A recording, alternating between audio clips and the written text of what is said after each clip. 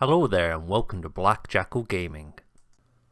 We're going to take a look at the Chaplain in Terminator Armour. He's the new Chaplain model that's come in 10th edition that's been released in the previous Christmas window. He's got a good to wound buff for Terminator units. He's quite a durable profile, especially when you upgrade him to the Relic Shield. And he has a feel no pain that you can pass out to the rest of the unit. He's relatively cheaply priced based on his datasheet, but he does have the same melee profile as a normal Chaplain, which is a bit disappointing. Taking a look at his datasheet, he comes in at 75 points. Movement 5, Toughness 5, 2-up save, 5 wounds, Leadership 5 and Objective Control 1. He does come with a 4-up invulnerable save, and he gets an additional wound if you swap his Stormbolter for the Relic Shield. He does have the Deep Strike ability, so he can arrive anywhere from reserves outside of 9-inch of enemy units. For his range profile, he comes in at Ballistic Skill 3. He has a Stormbolter, which is Rapid Fire 2. 24-inch range, 2 attacks, Strength 4, 0 AP, 1 damage. For melee, he's Weapon Skill 2. He has a Crozius Arcanum. It's 5 attacks, Strength 6, 1 AP, and 2 damage, so the same as the Chaplain profile, which is a little bit disappointing because he does have the quite large mace, which he can be modelled with, which you'd hope it'd have additional AP or damage, but he just has the standard profile. Over to his abilities, he does come with 2, the first being Litany of Hate. While he's leading a unit, the unit gains +1 to the wound roll when in melee. For his second ability, he has a Recitation of Faith. While he's leading a unit, that unit gains a Feel No Pain 4+ against mortal wounds. As you can see, he's quite a durable character. You are going to likely swap out the Stormbolter for the Relic Shield to give him that additional wound, which is very nice. By giving a Feel No Pain to the unit, he makes them a little bit more durable, more likely to stick around for the entire game, and having that +1 to wound in melee really helps him to get in there and move out some of these tough to move out units, or if it's just a guard squad, you splat it in one. So what buffs and combos can you give to the Chaplain? So he can join all the Terminator units in Codex Space Marines, which is really nice. There's not really much leeway for him currently to join the other chapters unless the codexes allow him to do so, because his datasheet specifically lists the Terminator Squad and Assault Terminator Squad. Looking at the detachments, there's probably 3 that you can lean into with him the most. The first being the Vanguard Spearhead.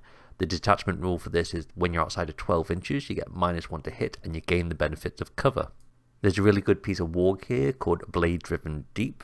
This grants the unit the Infiltrator's keyword, so instead of coming in via Deep Strike, you can set up in no man's land, 9 inches away from a deployment zone or enemy unit, so you can have a little bit of more potential first turn damage and extra board control early on. With their durability, with the -1 to hit and gains benefits of cover, as well as having a potential Feel No Pain and the invulnerable save, these guys are going to stay along for quite a while. There's a stratagem called Surgical Strike.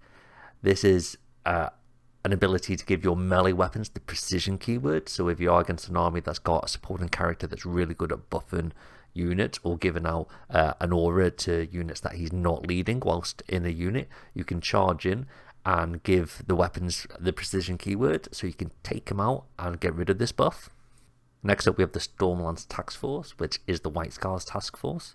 The detachment rule is advance and fall back and still be able to charge, so you're going to be utilising his melee capability for much longer.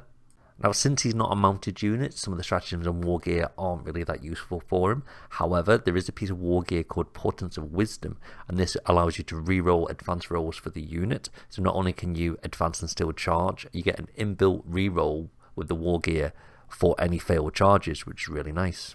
Finally, we have the Gladius Task Force. Their detachment rule is the Combat Doctrines, and the one you utilise most for him is the Assault Doctrine, which allows you to advance and charge, similar to the Stormlance Task Force.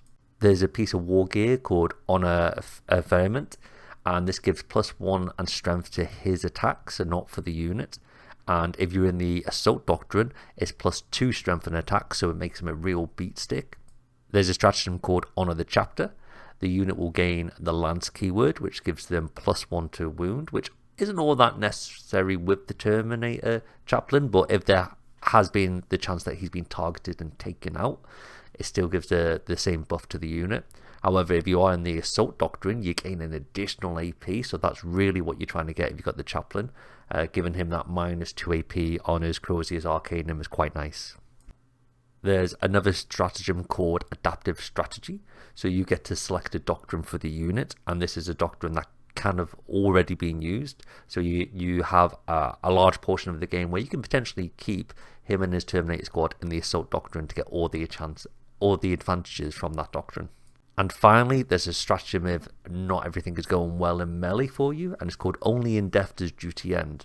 Each time a model from the unit has been destroyed, if they haven't already fought, on death they get to fight again. So it just allows you to still utilize the unit if it's potentially being charged by a really strong unit that is going to cause a lot of damage. It allows you just to make sure you're punching back at your full capability.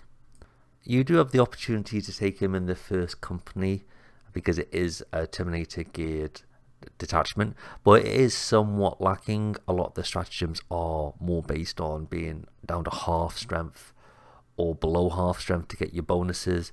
So when you're coming to utilize him, the buffs you're giving him it's just moving him back into the range he should be in anyway, and there's not really much chance to buff them past the original starting point, which is a little bit on the disappointing side.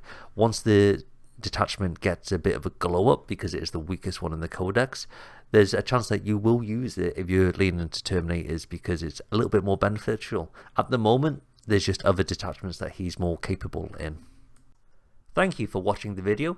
If you have any comments, then pop them below in the comment section. If you enjoyed the video, then please hit the like button, as it greatly helps the channel. Hit the subscribe button to see any future Warhammer content. Take it easy, and see you next time for more grim darkness from the 41st millennium.